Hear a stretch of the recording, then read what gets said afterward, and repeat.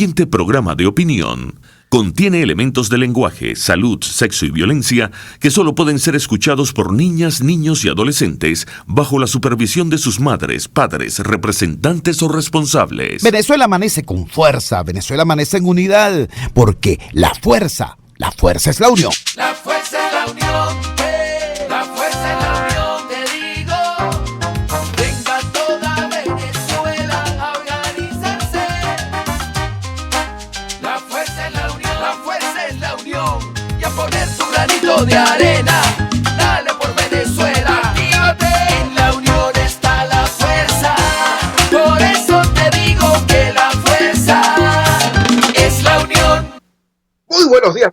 Bienvenidos todos a este su espacio. La Fuerza es la Unión, una tribuna abierta de la sociedad democrática venezolana para compartir con todos ustedes, más allá de cualquier distingo puntual, partidista o ideológico, la angustia, la preocupación, la justa indignación por lo que hoy está ocurriendo en nuestro país y también la certeza, la confianza, la esperanza de que trabajando juntos, de que remando unidos en la misma dirección, seremos capaces de construir la Venezuela de trabajo y de respeto, la Venezuela con alimentos y con medicinas, la Venezuela con democracia y con libertad, que todos necesitamos y que ciertamente todos merecemos. Desde el pasado sábado tenemos un problema operativo.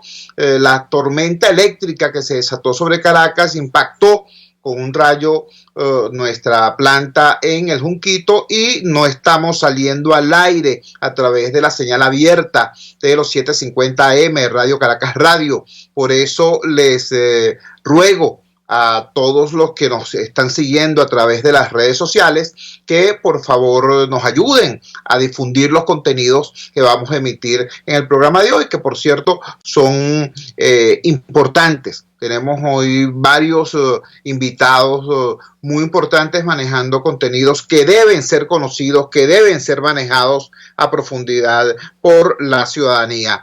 Vamos de inmediato con el desayuno informativo que nos ofrece cada lunes nuestro aliado del Pitazo.com, César Batis. César, muy buenos días, te escuchamos. Buenos días, Chugo, buenos días a toda la audiencia. Y bueno, lamentablemente también esta situación, pero vamos con los contenidos de este día lunes. Y bueno, y lo decía Chugo cuando terminaba mi intervención el día viernes, que estábamos preparando la publicación de información muy grave de algo que había ocurrido en Paria. Bueno, precisamente esta semana hemos estado haciéndole seguimiento a esa información, esa batalla o enfrentamiento que hubo entre narcotraficantes que se apoderaron de San Juan de las Gardonas y de San Juan de Unares. Son dos bandas y por el tumbe de 1.500 kilos de cocaína se ha producido provocó esta matanza que al menos dejó unas 20 personas asesinadas, algunas de ellas desmembradas. La última información que tenemos publicada de la zona dice que vecinos denuncian que sujetos vestidos de negro saquean casas en San Juan de las Gardonas y Unares. A raíz de la situación que se ha presentado en Paria, el alcalde del municipio Arismendi suspendió las fiestas en honor a San Miguel Arcángel, patrono de Río Caribe, y están suspendidas todas las actividades nocturnas en esa zona. Muy grave esta situación. Las autoridades sabían que existe allí ese punto de tráfico de droga, pero no se había hecho nada. Ahora ocurre esta matanza bastante grave. Veamos qué va a pasar. Y porque la gente está pidiendo la presencia de las autoridades para acabar o detener a estas bandas que precisamente son dirigidas por líderes negativos de las cárceles de Tocorón en Aragua y de Puente Ayala. En otras noticias, tenemos que el tren de Ferrominera del Orinoco descarriló en Ciudad Piar. Además, estudiante herido en protesta de 2017 fue asesinado de 8 disparos. Y también en materia de sucesos y en el estado de Aragua, localizan cadáver del preparador de mises Sergio Duarte. Por otra parte, ayer publicamos un reportaje sobre cómo el gobierno venezolano le molesta tanto la sátira, el chiste. El ejemplo lo tuvimos la semana pasada con lo que ocurrió con los bomberos allá en el estado de Mérida. Y nosotros publicamos este reportaje, que invito a que todos lo busquen, lo lean, donde recordamos cómo en la época de los 40 años de democracia o años anteriores, un programa como Radio Rochela se burlaba de los presidentes y no pasaba nada. Igual ocurre incluso en otros países, pero este gobierno es muy sensible, el gobierno del presidente Nicolás Maduro es muy sensible, y por eso tenemos a los bomberos en la situación en que se encuentran. Bueno, Chugo, esto es todo por hoy. Espero poder conversar con ustedes el próximo viernes. Y ya saben, me pueden seguir a través de El Pitazo TV en Twitter, El Pitazo TV en Instagram, El Pitazo en Facebook, y también, por supuesto, a través de la página web, si les permite, si pueden ingresar, elpitazo.com, elpitazo.ml y elpitazo.it. Muchas gracias, Chugo, y estamos en contacto.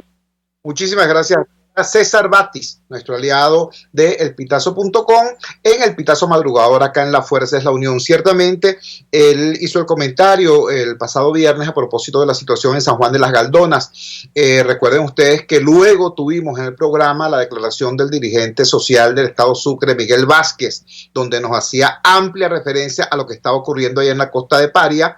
No es esta la primera masacre que ocurre en San Juan de las Galdonas. En 2016 hubo 15 muertos en otro enfrentamiento allí en San Juan de las Galdonas, y al menos desde el año 2010 ese pueblo está por completo secuestrado por el narcotráfico, siendo un pueblo que tiene condiciones para la pesca, que ha vivido del cacao, que ha vivido del turismo. San Juan de las Galdonas es nada más y nada menos que un trozo de paraíso terrenal, donde el bosque tropical llega prácticamente hasta la orilla de una playa espectacular, por cierto. Bueno, ese paraíso fue tomado por el narcotráfico desde hace casi una década, así que nadie se vaya a extrañar. Ah, caramba, ocurrió algo. No, eso está ocurriendo desde hace casi una década. Ese es territorio donde el Estado venezolano no tiene soberanía, donde la soberanía la ejercen las bandas de narcotraficantes, y eso lo sabe todo el mundo. También tenemos que referir, en solidaridad con nuestros hermanos del oriente del país, la situación de Caripito. Aquí denunciamos cómo 2 hermanos fueron masacrados a golpes por los escoltas y el chofer del ciudadano alcalde de Caripito, prácticamente en las narices de en presencia de A uno lo mataron a golpes estando esposado, al otro lo mandaron al hospital con fractura de cráneo. Bueno, para que se sepa, esta situación fue procesada, fue tan evidente el crimen que en este momento está preso el alcalde de Caripito. También nos tenemos que referir que en la madrugada de ayer, domingo 30, en Cariaco, seguimos en el estado Sucre ahora, el hospital fue atracado por 2 antisociales. Asaltaron a 3 enfermeras, 2 doctoras, un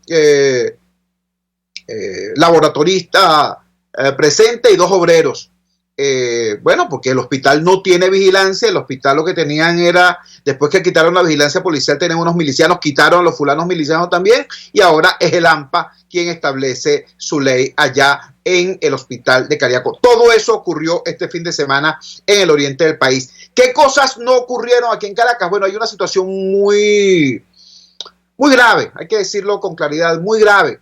Ustedes escucharon acá en este programa cómo la profesora Keta Stefani, de la Junta Directiva de FAPUD e integrante de la Unión de Acción Gremial y Sindical, anunció hace más o menos un mes que se iba a producir el evento que ocurrió hace poco en la aula magna de la UCB, pero que antes de ese evento se iba a realizar un encuentro nacional de dirigentes gremiales y sindicales.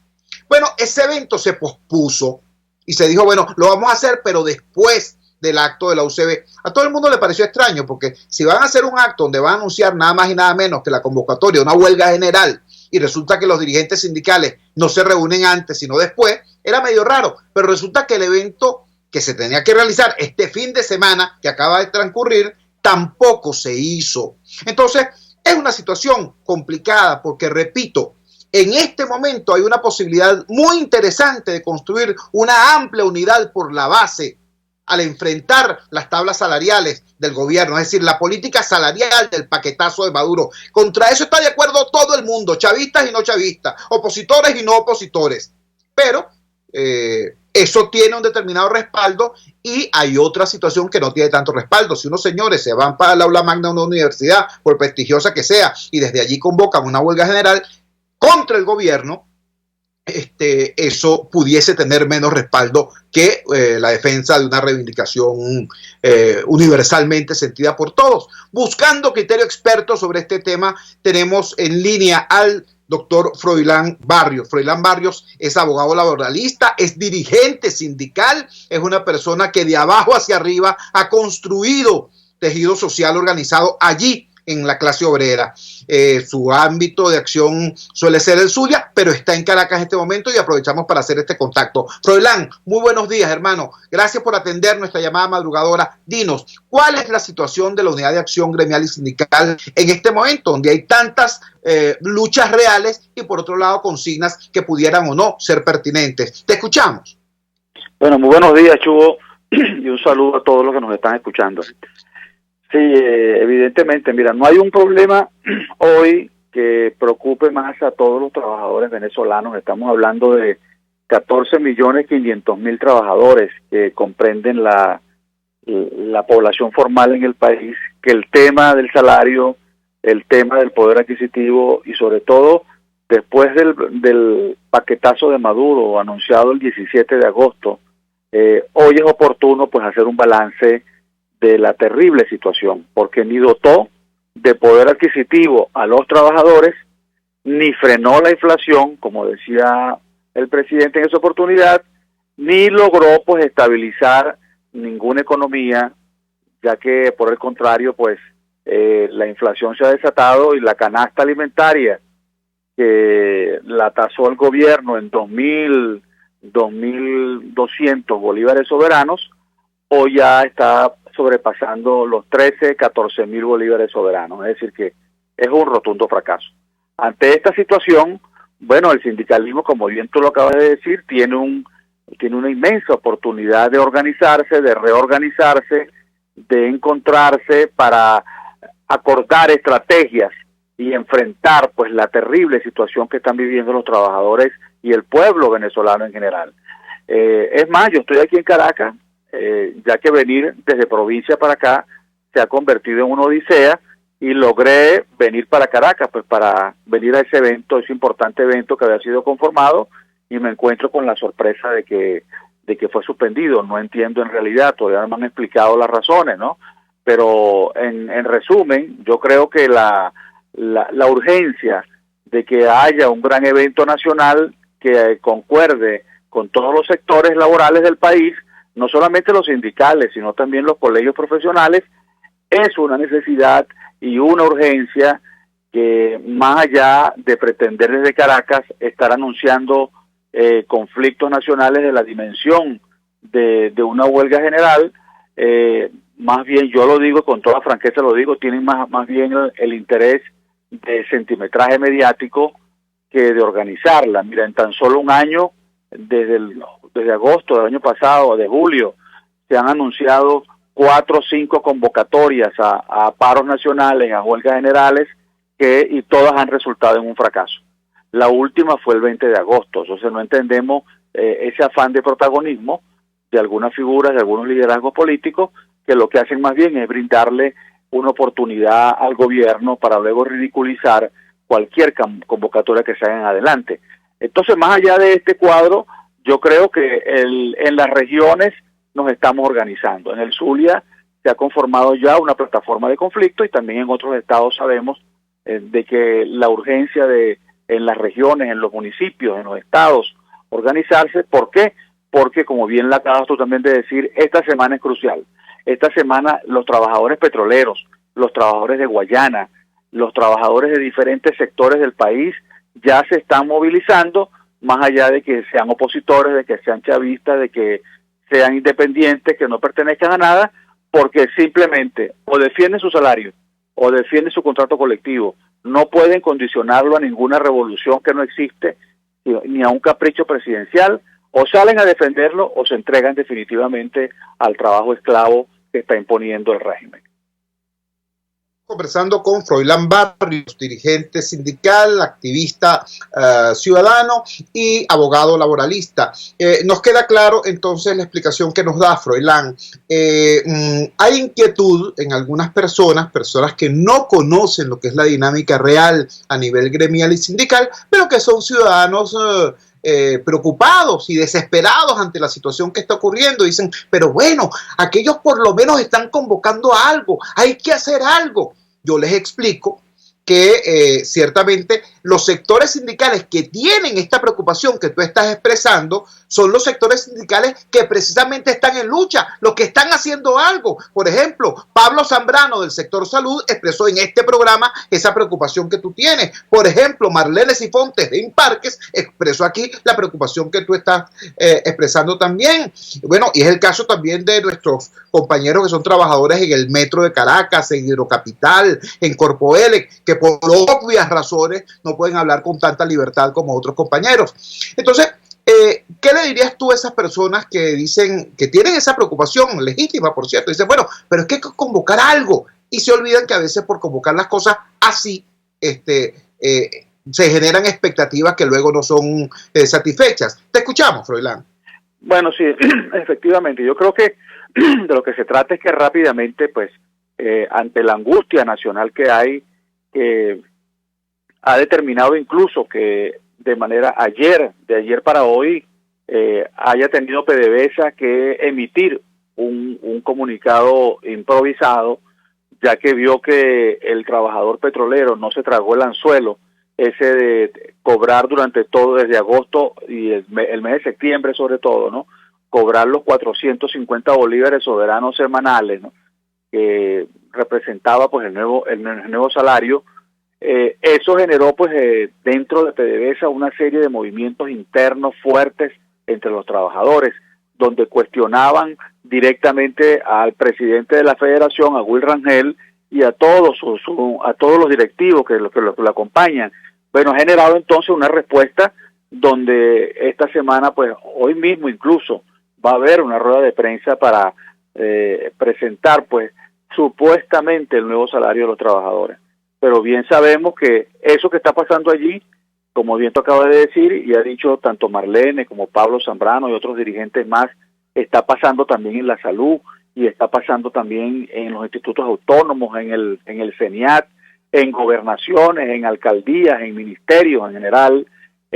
Hay toda esta incertidumbre porque el gobierno no puede venir con el contrabando ideológico de que los salarios deben ser aplanados, los salarios deben ser regulados de la forma caprichosa e ideológica que el gobierno quiere. Entonces, es la gran oportunidad entonces que todos los dirigentes, sin exclusión ninguna, pues aquí hay que sentarse con todos los factores, y a eso vine, pues, y a eso yo creo que en los próximos días tenemos que buscar un punto de contacto, un punto de reunión de todos los sindicalistas para que se haga acá lo que ya se está haciendo en provincias, lo que todos esos movimientos que internamente a veces no sé por qué razones no se dan acá en la capital, pero nosotros lo estamos haciendo en provincia, y sé ya que en 6, 7 estados del país los dirigentes sindicales de los diferentes factores, los de colegios profesionales, ya se están reuniendo en procura pues de que hay una exigencia. ¿Y cuáles son esas exigencias? Primero, que se discuta y se convoque inmediatamente a la discusión de todos los contratos colectivos del sector público y del sector privado. En el sector público comprende a más de 3 millones de trabajadores. En el sector privado el nivel de contratación colectiva es menor, pero igualmente pues tiene que llamarse a una convención colectiva que actualice ante el nuevo salario fijado por el gobierno, donde los 1.800 bolívares sea el piso, más no el techo, y que a partir de allí cada factor construya sus escalas salariales. ¿Por qué? Porque en Venezuela nos estamos jugando prácticamente el destino del trabajo digno, pero también estamos buscando el destino de la democracia, pero el trabajo digno es fundamental para poder vivir en un país, y eso es lo que se ha perdido en Venezuela. Te agradecemos profundamente que nos hayas regalado estos minutos en esta madrugada del lunes 1 de octubre. Estamos estrenando día, estamos estrenando semana, estamos estrenando mes y tenemos que estrenar también una actitud que nos permita ir al encuentro del gran país, del pueblo desesperado, del pueblo venezolano. No podemos seguir transitando el camino de los discursos calenturientos porque te dan aplausos en una asamblea, en un lugar cerrado. No, señores, lo que nos está diciendo Froilán Barrios es absolutamente correcto. Si tú llamas en este momento a defender la contratación colectiva, vas a tener a todos los trabajadores del país detrás de esas banderas de lucha. Si tú llamas en este momento a enfrentar las tablas salariales del gobierno, vas a tener a todos los trabajadores del país detrás de esa bandera de lucha. Si tú llamas desde una universidad a hacer una huelga general que diga Maduro fuera ya, entonces vas a tener nuevamente a una vanguardia chiquitica luchando contra la vanguardia del gobierno, con la diferencia que aquella vanguardia tiene poder y tiene armas, y esta vanguardia lo que tiene son, ¿qué te digo yo? Pues camaritas que salen por páginas web, ¿no? Entonces, entiéndase lo que está planteando Froilán Barrios y lo que está planteando buena parte de las bases sindicales reales, es que una huelga general no se decreta ni se anuncia, se construye y se construye trabajando de abajo hacia arriba con las reivindicaciones reales de los trabajadores. Nada más, pero tampoco nada menos. Vamos a la siguiente pausa comercial y ya regresamos con muchísimo más de La Fuerza. La fuerza es la unión. Usted escucha Unidad, la fuerza es la unión, con Chuo Torrealba por RCR 750 AM. Puedes seguirnos en nuestras redes sociales. En Twitter, @RCR750, la radio que se ve. En RCR somos vanguardia. Toda la programación de tu RCR también la puedes seguir a través de la internet. Audio y video en tiempo real, noticias y mucho más. No te pierdas ni un segundo de nuestra programación. No hay excusa ni cadena que valga para que dejes de escucharnos. Ingresa a rcr.tv, la radio que se ve. Opinión, ideas en debate. Usted escucha a Chuo Torrealba en Unidad, la fuerza es la unión, por RCR. Regresamos a La Fuerza es la Unión. Vamos a escuchar de inmediato una entrevista que le hicimos más temprano al doctor Luis Pedro España. Luis Pedro España es sociólogo. Luis Pedro España fue el coordinador del proyecto Pobreza de la Universidad Católica Andrés Bello, que durante 10 años estuvo estudiando las razones estructurales de la pobreza en nuestro país y las alternativas posibles para desarrollar políticas públicas para resolver ese drama. Luis Pedro España, sociólogo, es uno de los factores fundamentales de la encuestadora Ratio UCAP. Ojo con esto, la encuestadora Ratio UCAP acaba de emitir su más reciente estudio. Su fecha de campo es primera quincena de septiembre, es decir, está calientico. Y hay allí información muy relevante, extremadamente relevante, que se conecta con esto que nos acaba de decir Froilán Barrios, es decir, con la necesidad de ir a lo que la gente, y no la gente que está en Twitter, ¿vale? No la gente particularmente sensible e informada, sino el gran país está en una dinámica y lo que queda de la dirección opositora y de la ciudadanía exasperada está por otra. Y eso está registrado en esta última encuesta Ratio UCAP. Escuchemos entonces la entrevista con Luis Pedro España. Vamos a conversar de inmediato con el sociólogo Luis Pedro España. Luis Pedro España fue director del proyecto Pobreza de la Universidad Católica Andrés Bello y en la actualidad es uno de los factores fundamentales de la encuesta Ratio UCAP que coordina esa casa de estudios. La última encuesta Ratio UCAP arroja algunos datos importantes porque implican un cambio cualitativo en el panorama tal y como los venezolanos y sobre todo los venezolanos de oposición televisión estamos acostumbrados a percibir las cosas. Pero dejemos que sea precisamente Luis Pedro España quien nos hable de los hallazgos fundamentales de esta última edición, la más reciente edición de la encuesta Ratio UCAP. Luis Pedro, muy buenos días, te escuchamos. Buenos días, eso, ¿cómo está? Bueno, primero para que los oyentes sepan de qué se trata, eso es una encuesta de opinión pública que hace la universidad con una empresa de opinión pública que se llama Ratio UCAP. Esa encuesta es mensual, Chubo, y eso es una encuesta que, digamos, son para clientes de la universidad, pero hay algunas veces que por los resultados y el tópico tratado lo vamos a conocer, pues, ¿no? Y ese es el caso de esta encuesta. Bueno, ¿qué es lo que tiene de particular esta encuesta? Bueno, que contrariamente, como tú bien dices, a lo que muchas veces piensa la oposición o que piensa una parte importante del país, y es que todos los venezolanos hacen una conexión directa entre la crisis y que la causa de esa crisis es el gobierno nacional, pues en esta encuesta las personas tienen sus dudas.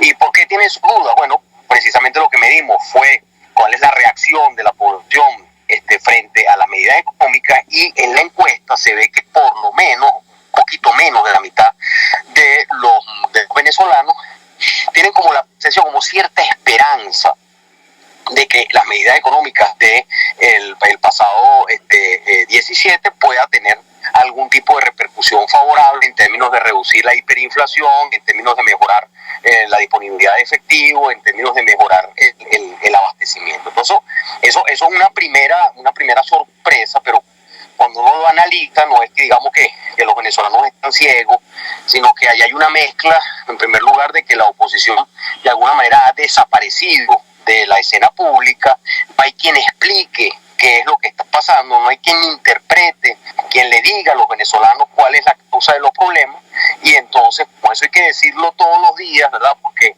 cuando uno se cansa de hablar, la gente está empezando a escuchar, dice un dicho. Y bueno, esto es lo que ha pasado aquí. Lo que ha pasado es que la oposición se ha retirado, momentáneamente, esperemos, digamos, de la opinión pública, y eso es lo que ha hecho que entonces la narrativa, como dicen, que está privando en la opinión de los venezolanos, es precisamente la narrativa del gobierno.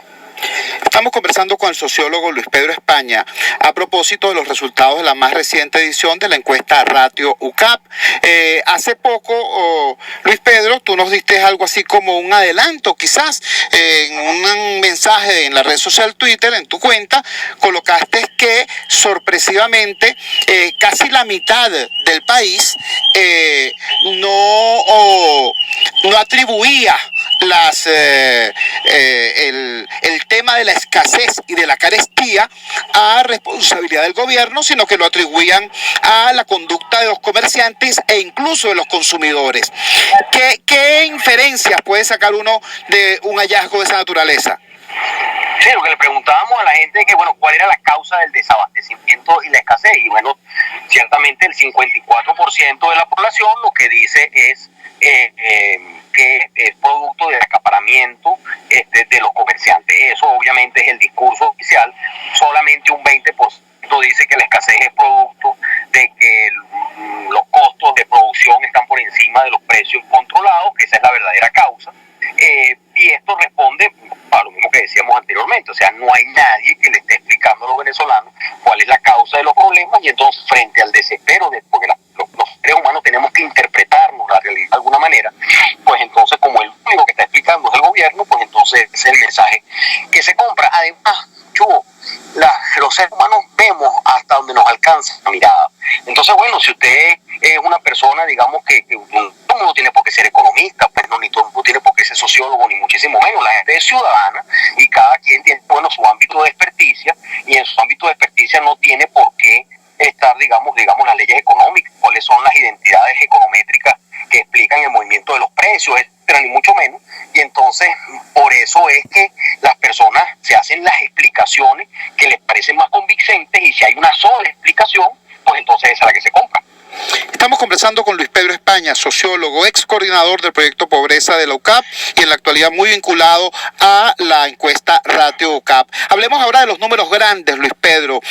Vemos en la encuesta que aquella idea de que el país está dividido 80-20 a favor de la oposición, o en todo caso a favor del descontento, y que el gobierno está prácticamente cercado y contra la pared, parece no ser tan cierta hoy. ¿Qué nos dicen esos números grandes acerca de la valoración de la gestión y de la evolución política de la situación en Venezuela? Y bueno, a raíz, digamos, de lo que podríamos llamar la desmovilización, pues lo que fue, lo que la gente, digamos, en la calle dice como el enfriamiento, pues de lo que fueron las protestas del 2017, después de eso, digamos que la oposición frustró, de alguna manera se frustraron las expectativas. Yo no voy a decir que la oposición frustró, sino que lo que se frustró fue la idea de cambio, la inminencia del cambio, pues, ¿no? Entonces, esa frustración se ha convertido en lo que más o menos algo así como casi un 60%, 57% de la población se autodefinía como de oposición. Eso se fue reduciendo, la gente comenzó a definirse más bien como independiente, y por el contrario el gobierno fue ganando como seguidores, pues, ¿no? Y entonces digamos que el techo de simpatía por el gobierno anda por el orden del 33%, el techo en este momento de aceptación de la oposición, mezclando un poco la oposición que se declara como oposición y alguna parte de la oposición que podemos definir como oposición descontenta, es decir, que no le gusta el gobierno, pero tampoco le gusta demasiado la oposición. Esos dos sumados daría más o menos como el otro tolete como de 33%, y hay otro tercio de la población que se define como claramente independiente, no le gusta ninguno de los dos. Entonces, claro, las preferencias políticas también se han movido otra vez porque no hay una opción, porque no hay un discurso de oposición, no hay una ruta, digamos, de cambio político. Seguramente, cuando uno le pregunta a la población, ¿usted cree que las cosas deberían cambiar? Pues entonces sí es cierto que está eso por el orden del 75%, que considera que el país no está bien, que las cosas deberían cambiar, pero ese 75%, menos de la mitad, cree que la oposición puede ser un factor de cambio, que está mostrando un factor de cambio. Y entonces eso es lo que explica que la población, las preferencias de la población están divididas como en tres partes. Finalmente, Luis Pedro, estamos conversando con Luis Pedro España, sociólogo. Finalmente, ciertamente los números evidencian un repunte en el gobierno. Eso pareciera obvio a la luz de estos números, pero la misma encuesta nos dice que el mejor momento que ha tenido el gobierno en los últimos 5 años, el mejor momento de Maduro fue precisamente en noviembre del 2015, y 30 días después, en diciembre del 2015, la oposición le pudo propinar al gobierno la más grande derrota en los últimos 18 años. Entonces, ¿qué inferencia se puede obtener de esa realidad? Es decir, ¿es más grave lo que hace el gobierno o lo que deja de hacer la oposición? No, la observación es absolutamente pertinente, porque eso indica dos cosas, Chugo. En primer lugar, que la opinión pública es volátil, o sea, se mueve, y sobre todo en un país que tenemos, pues un país donde todos los días hay un escándalo, donde todos los días hay una evidencia de que vamos cada vez peor, pues entonces eso que hoy es apoyo al gobierno, mañana se puede convertir en apoyo a la oposición. Hay la franja de población que se mueve de un lado a otro es muy grande. Entonces, por supuesto que es mucho más importante en términos de opinión pública las cosas, digamos, que pueda ofrecer la oposición para que esas preferencias se muevan, a las cosas que hace el gobierno, entre otras cosas porque el gobierno hace muy pocas cosas y las cosas que hace no son necesariamente buenas. Entonces, muy buena la observación, porque esos números pueden cambiar si efectivamente la oposición, más que nuclearse nuevamente, más bien lograra establecer como una estrategia de cambio, así sea a mediano plazo, pero una estrategia de cambio que sea creíble y que el país compre. Muchísimas gracias al sociólogo Luis Pedro España, quien nos está comentando los hallazgos fundamentales de la encuesta Ratio UCAP. Muchas gracias, Luis Pedro. Muy buenos días. No, gracias. Chao. Bueno, esta fue la entrevista hecha a Luis Pedro España. Creo que queda claro entonces la gravedad de la situación que tenemos. El gobierno avanza, desgraciadamente repunta, no gracias a lo que hace, sino a partir de lo que la oposición dejó de hacer, que es expresar las ansias de cambio y las reivindicaciones profundas de una sociedad que quiere cambio, pero que no ve alternativa. Vamos a la siguiente pausa comercial y ya regresamos con muchísimo más de La Fuerza. La fuerza es la unión. Les estamos presentando Unidad, la fuerza es la unión, solo por RCR 750 AM. Puedes seguir nuestra programación a través de rcr.tv, la radio que se ve. RCR 750 AM, porque lo bueno une.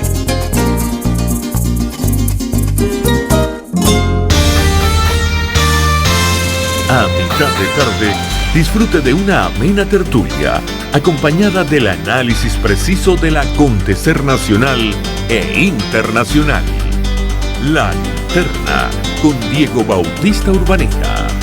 Relájese al son de buena música, participe y forme parte de este espacio. La Linterna, de lunes a viernes, a partir de las 2 de la tarde, por RCR 750 AM. Les estamos presentando Unidad, la fuerza es la unión, solo por RCR 750 AM. Regresamos a La Fuerza es la Unión, extremadamente delicada, extremadamente grave, incluso la información que nos acaba de proporcionar Luis Pedro España a propósito de los resultados de la última encuesta Ratio UCAP. Se produce un cambio, por cierto, no para bien, en lo que es el reacomodo de las preferencias políticas en el país. Deja de ser cierta aquella idea de que tenemos un país que estaba 80-20 contra el gobierno. Hay una nueva situación, no por lo que el gobierno hace, sino porque la oposición dejó de hacer, tal como nos lo dice Luis Pedro en la lectura de estos resultados. Y entonces viene la pregunta, bueno, pero es que no hay nadie que esté trabajando en la construcción de una propuesta para lograr, sí, de manera cierta, de manera real, más allá de la demagogia, más allá de la venta del inmediatismo, para lograr una transición a la democracia en nuestro país. Bueno, la respuesta es que sí hay. Hay gente que está trabajando en eso y está trabajando, con mucha seriedad y no desde ahorita. El Centro de Estudios Políticos y de Gobierno de la UCAP viene elaborando propuestas en este sentido y me complace decir que no son solamente propuestas de corte tecnocrático o academicista. Hay un trabajo que está vinculado también con la construcción de redes ciudadanas a propósito de este tipo de preocupación y de planteamiento. Tenemos en línea a Benigno Alarcón. Benigno Alarcón es el director del Centro de Estudios Políticos de la UCAP y es uno de los animadores fundamentales de tanto de la propuesta como de estas consultas que se han venido haciendo en la base de la pirámide, no solamente en Caracas, por cierto, a propósito de esta búsqueda, de esta necesidad. Lo tenemos en línea. Gracias, Benigno, por atender nuestra llamada madrugadora. Por favor, comparte con la audiencia de La Fuerza es la Unión, digamos, los 5 elementos fundamentales de esta propuesta que se hace para lograr una transición a la democracia en nuestro país. Te escuchamos. Buenos días. Bueno, buenos días, Chu. Gracias por la oportunidad de compartir con toda tu audiencia. Nosotros lo que compartimos la preocupación que tú expresas y que has venido expresando desde hace mucho tiempo, que no es una preocupación únicamente de unos pocos, sino creo que es la preocupación de la gran mayoría del país.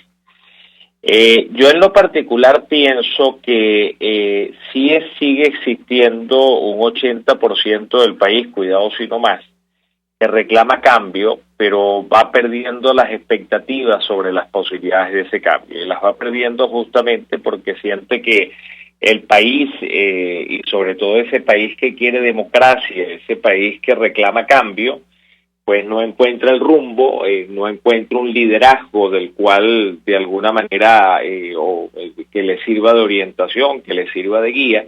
Y entonces, tenemos una inmensa orquesta, que es como lo hemos tratado de explicar desde hace tiempo. Tenemos una inmensa orquesta con una cantidad enorme de gente que está reclamando un cambio y que demanda un cambio urgente, porque ya la situación sencillamente no es un tema de preferencias políticas, sino es un tema de sobrevivencia y de la existencia misma del Estado y hasta de la nación.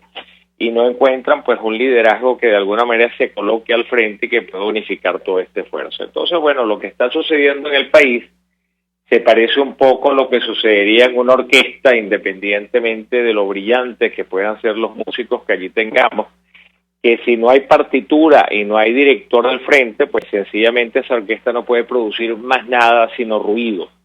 Y hoy en día, lamentablemente hoy en día, y ya desde hace algún tiempo, la oposición no está produciendo resultados, sino simplemente está produciendo ruido y solamente eso. Y bueno, lo que es importante para poder cambiar la situación y para poder orientar toda esta energía de manera productiva, para que se produzca un resultado, pues es necesario un gran esfuerzo de articulación colectiva. Y bueno, ese esfuerzo de articulación colectiva implica, si volvemos otra vez al ejemplo de la orquesta, implica trabajar bajo una misma partitura y bajo la dirección de un liderazgo. Eso es fundamental. Sin eso no se pueden producir resultados. Y bueno, lamentablemente nos hemos encontrado con la situación de que ha sido tremendamente difícil definir la partitura y definir el liderazgo, entre otras razones, y algunas, digamos, que son comprensibles y pueden, inclusive no justificables, pero sí comprensibles. Bueno, que estamos ante una coyuntura que implica un proceso histórico importantísimo, que quien de alguna manera logre colocarse al frente de esta coyuntura y salir adelante, terminará escribiendo una página muy importante en la historia de este país, y posiblemente, bueno, esto dispara todas las ambiciones y de alguna manera dificulta mucho más el ponerse de acuerdo y el tratar de poder sacar esto adelante, lo cual a veces es difícil de entender, porque justamente ante un momento tan importante lo que habría que justamente priorizar son los acuerdos y la posibilidad de salir adelante. Pero bueno, ante esa imposibilidad y ante la necesidad de que ese liderazgo goce del apoyo de la mayoría y goce de una enorme legitimidad, porque es importante señalar que un gobierno de transición no es un gobierno sencillamente, no es un cambio de gobierno en una democracia, sino es muchísimo más complicado, tan complicado que casi la mitad de las transiciones en el mundo se vienen abajo. Nosotros tenemos que recordar, por ejemplo, que en el año 74, cuando empezó eso que llaman la tercera ola de democratización, había apenas unas 40 democracias en el mundo, y a finales del 2010 había 120. Hoy, 2018, 8 años después, tenemos apenas, a duras penas, llegamos a unas 70 democracias en el mundo, y no todas ellas son democracias sólidas, democracias plenas, sino algunas son democracias con problemas muy serios que van camino hacia ese proceso por el que pasó Venezuela, que pasó de una democracia a un proceso de básicamente de autocratización, de totalitarismo como el que vivimos hoy en día. Pero bueno, yendo directamente a la propuesta, ante esa falta de liderazgo, ante esa falta de un director de orquesta y de una partitura, lo que hemos venido proponiendo es que la gente escoge ese liderazgo. Y una manera de escoger ese liderazgo justamente es en un proceso abierto, en un proceso de votación, donde las personas que se sientan con capacidad y con la disposición a dirigir este país a través de este proceso de transición para llegar a ese final que todos soñamos, pues sencillamente ofrezcan sus nombres, se pongan al frente en un proceso que sería convocado, que debería ser convocado por la sociedad civil, sobre todo por aquellos factores que tienen mayor credibilidad, la iglesia, las universidades, los estudiantes, las organizaciones de la sociedad civil, el sector empresarial, el sector trabajadores, bueno, generando una especie de plataforma organizativa amplia e inclusiva que de alguna manera permita organizar unas elecciones sin la participación del Consejo Nacional Electoral, sino en un evento totalmente civil y totalmente, en poder de la sociedad civil democrática, que pueda colocar entonces al frente a ese liderazgo. Otro de los componentes de esa propuesta que hemos venido señalando es que en ella deberían poder participar cualquier persona, esté en partido político o no, sea un candidato inhabilitado o no, porque nosotros no podemos atender a las inhabilitaciones del gobierno. Hay que recordar que, por ejemplo, cuando se dio el proceso de transición en Sudáfrica, Mandela estaba preso. Entonces yo prefiero un liderazgo con legitimidad, aunque esté preso o inhabilitado, que un liderazgo que no tenga legitimidad y que sencillamente pretenda dirigir el país por el hecho de que no está inhabilitado. Entonces yo creo que es importante que este proceso sea amplio, sea inclusivo, incluya a todas las personas que de alguna manera responsablemente ofrezcan su nombre porque sienten que están preparados para ese proceso y lo pueden sacar adelante.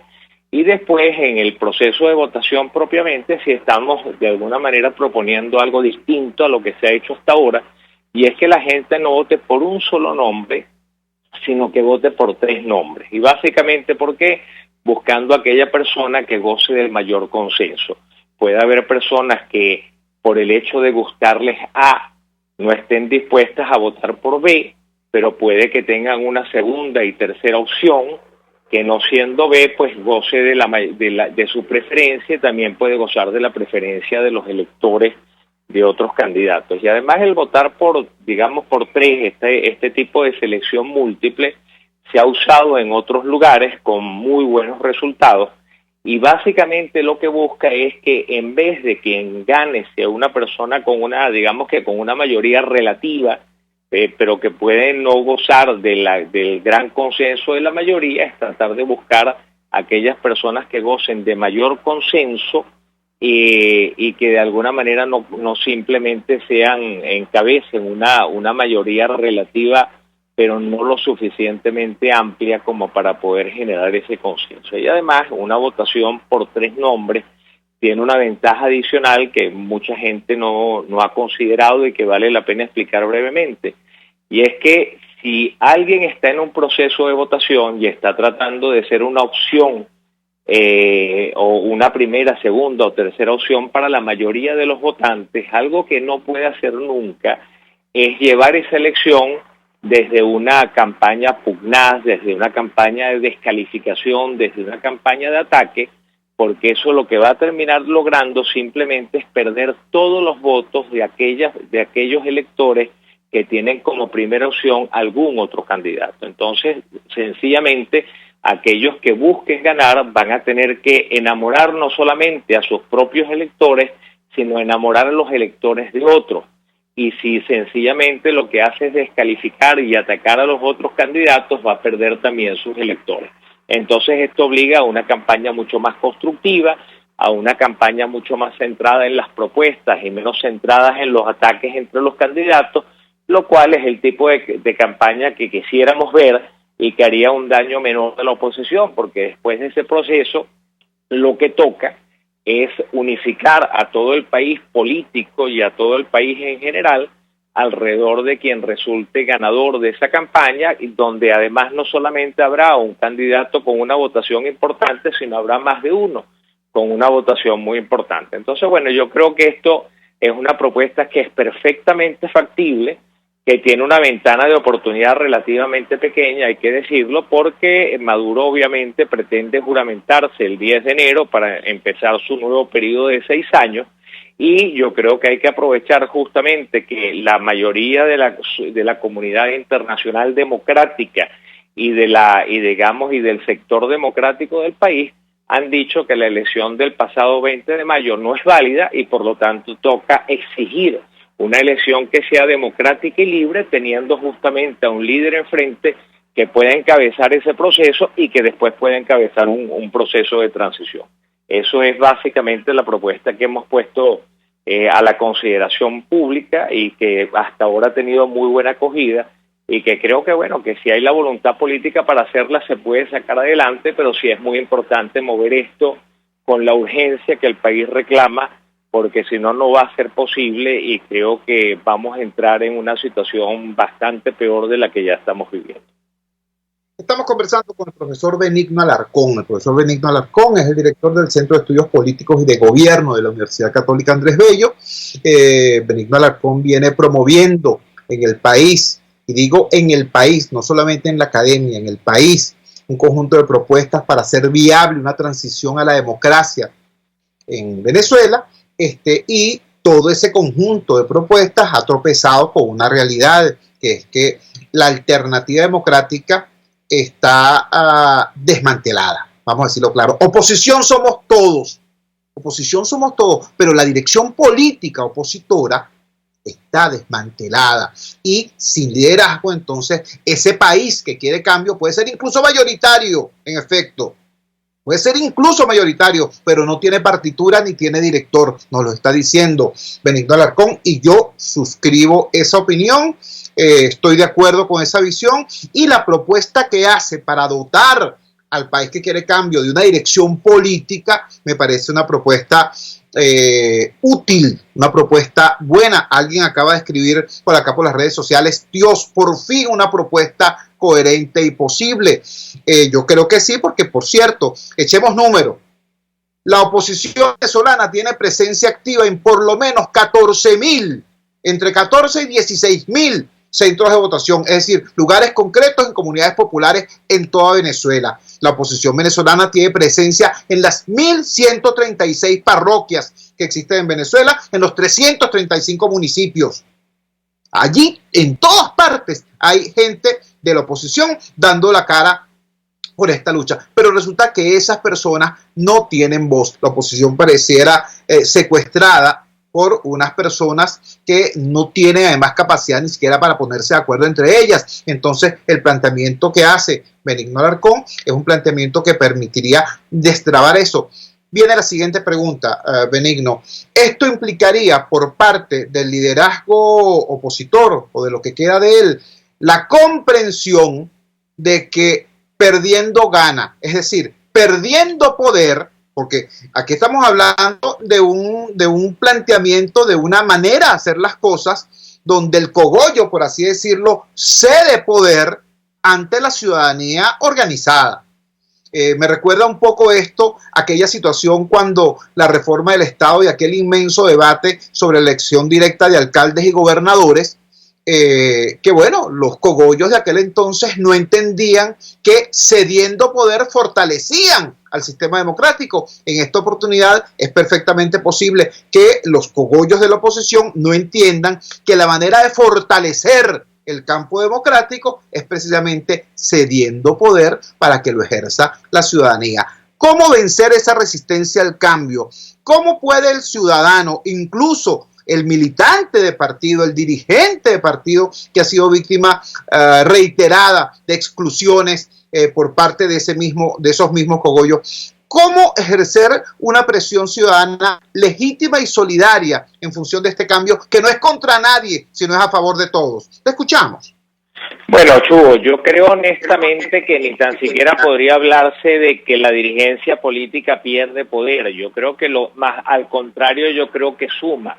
El tema aquí es que no hay posibilidad alguna, pero ni tan siquiera remota, de que el liderazgo político pueda salir adelante en esta crisis sin el apoyo de la sociedad civil organizada. O sea, si todo el país no se une alrededor de este liderazgo político, no hay manera de sacar las cosas adelante. Entonces, lo que es fundamental es entender que en este momento se necesita una actitud constructiva, una actitud de sumar, una actitud justamente de compartir espacios y de construir sinergias para poder sacar este tema adelante. Yo creo que el país va a recompensar con creces a aquellos que sepan interpretar lo que está en la calle, aquellos que sepan interpretar los sonidos y las pulsaciones que están en la calle, y creo que va a cobrar una factura muy cara a aquellos que no lo sepan interpretar. En la política, Chuo, pasa lo mismo que sucede en otros aspectos de la vida. O sea, ahí la calle manda señales, la gente manda señales, la vida manda señales, y hay algunos que saben leer esas señales, saben interpretarlas y saben qué hacer con ellas, y hay algunos que sencillamente no son capaces de escucharlas, o si las escuchan no las interpretan y terminan de alguna manera desconectándose de la realidad. Entonces yo creo que es importante entender que el país reclama un liderazgo abierto, un liderazgo distinto, un liderazgo que de alguna manera sea capaz de sacarnos adelante en medio de esta coyuntura y no un liderazgo que de alguna manera lucha internamente por tratar de mantener posiciones a costa del futuro del país. Entonces yo creo que toca abrirse y yo creo que toca de alguna manera permitir que esto encuentre una salida.